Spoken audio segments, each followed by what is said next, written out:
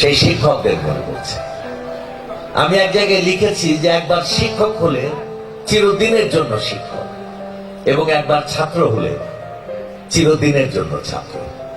এবং এটা কিরকম আমি আপনাকে একটা ছোট্ট গল্প বলে জিনিসটা বোঝাই। তখন বোধহয় 81 সালটা এরশাদের মার্শাল ল জারি হয়েছে, এবং জানেন তো যে মার্শাল ল জারি হওয়ার সঙ্গে সঙ্গে সবার শক্তি অনেক বেড়ে যায়।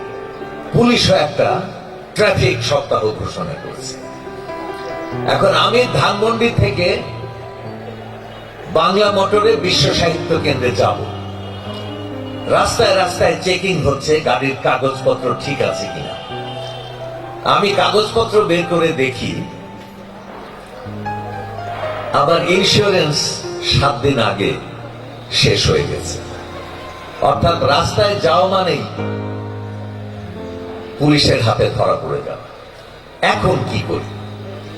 অনেক চিন্তা করলাম, করে দেখলাম যে ধানমন্ডি থেকে সেই সময়ে রাস্তাঘাটে লোক যখন গাড়ি ঘোড়া খুব কম ছিল, সেই সময়ে বাংলা মোটরে আসার একটা জায়গা আছে, একটা রাস্তা আছে ফার্ম গেট দিয়ে। যদি ওইখান দিয়ে আসা যায়, ওই সংসদ ভবনের সামনে দিয়ে এসে ফার্ম গেট দিয়ে, তাহলে ওইখানে পুলিশ থাকে না। তা আমি ভাবলাম যে এইভাবে দেখি বাঁচা যায় কিনা। তো যাচ্ছি, একেবারে ফার্ম গেটে এসেছি, ঠিক সেই সময় লাল আলোটা জ্বললো। আমি গাড়ি থামালাম এবং আশ্চর্য, তাকিয়ে দেখি রাস্তার অন্যদিকে একজন ট্রাফিক সার্জেন্ট, ইয়া বড় দৈত্যের মতো তার চেহারা। আমি এত বিশাল সার্জেন্ট বাংলাদেশে দেখি না। সে আমার দিকে তাকাচ্ছে। আমি ভাবলাম কাজ শেষ, আজকে আর মান সম্মান নিয়ে বাড়ি যাওয়া যাবে না। তারপরে দেখলাম যে সে আস্তে আস্তে আইল্যান্ড পার হয়ে আমার গাড়ির দিকে আসছে, এরকম করতে করতে আমার বুক কাঁপতে লাগলো। আমি জানালা দিয়ে আকাশ এবং প্রকৃতি দেখতে শুরু করলাম। ভাবটা এমন যাতে আমি সার্জেন্টকে তেমন একটা পাত্তা দিচ্ছি না, মানে আমার সব ঠিক আছে, এরকম একটা ভাব দেখা। সার্জেন্ট আস্তে আস্তে তার আমার পেছনে তার মচ মচ করে হাঁটার শব্দ টের পেলাম, এবং এক সময় আমার পিঠের ওপরে তার নিঃশ্বাসের শব্দ টের পেলাম। তো এরপরে তো আর প্রকৃতি দেখা যায় না। আমি তার দিকে তাকালাম ভয়ে ভয়ে, আতঙ্কে তার দিকে এরকম ভাবে তাকালাম।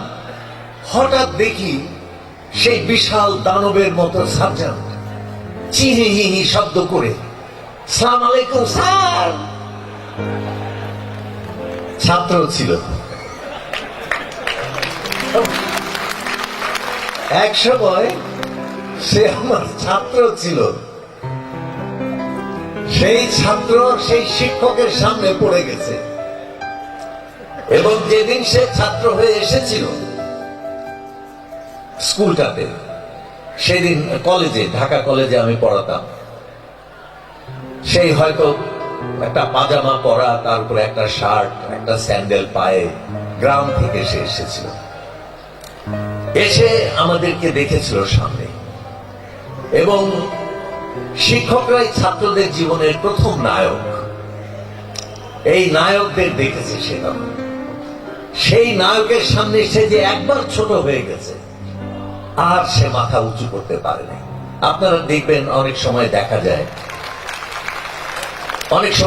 যায় যে রাস্তাঘাটে প্রাইমারি স্কুলের স্যারকে দেখে হয়তো জাস্টিস, হাইকোর্টের বা সুপ্রিম কোর্টের জাস্টিস গাড়ি থামিয়ে নেমে সালাম করে বসেন। কারণ ওই যে একবার তাকে শ্রদ্ধার আসনে বসিয়ে নিজে তার সামনে ছাত্র হয়েছিলেন, সেই কথাটা আর ভুলেন না। সেই জন্য যে কোনো স্মৃতি অনুষ্ঠান আমি দেখেছি শিক্ষক ছাত্রের অনুষ্ঠান। শিক্ষক হয়তো আর থাকেন না, শিক্ষক হয়তো বেঁচে নেই, কিন্তু ছাত্রেরা যখন গল্প করতে শুরু করে তখন দেখা যায় যে শিক্ষকের গল্প সবচেয়ে বেশি তারা করে। কিছুদিন আগে আমার আরেক ছাত্র,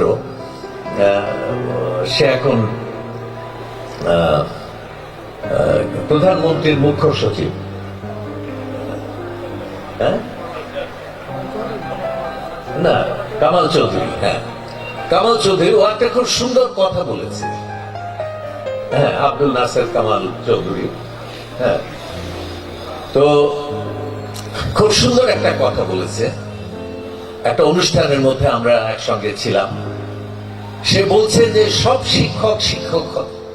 শিক্ষকই শিক্ষক, কিন্তু সব শিক্ষক গুরু নন। তাহলে গুরু কারা?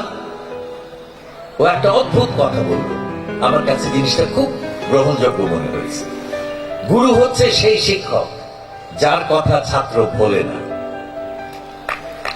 আর শিক্ষক হচ্ছেন তারা সাধারণ শিক্ষক যাদের কথা, অনেক শিক্ষক আমাদের জীবনে আসে, সবাই আমাদের ভেতরে প্রবেশ করেন না, কিন্তু কেউ কেউ কারো কারো কোনো কথা, কোনো আচরণ, কোনো জীবন চর্চা, কোনো উপদেশ, কোনো স্বপ্ন আমাদেরকে কোনো না কোনো ভাবে যদি উদ্দীপিত করে থাকে, তাহলে পরে আমরা তাকে ভুলতে পারি না।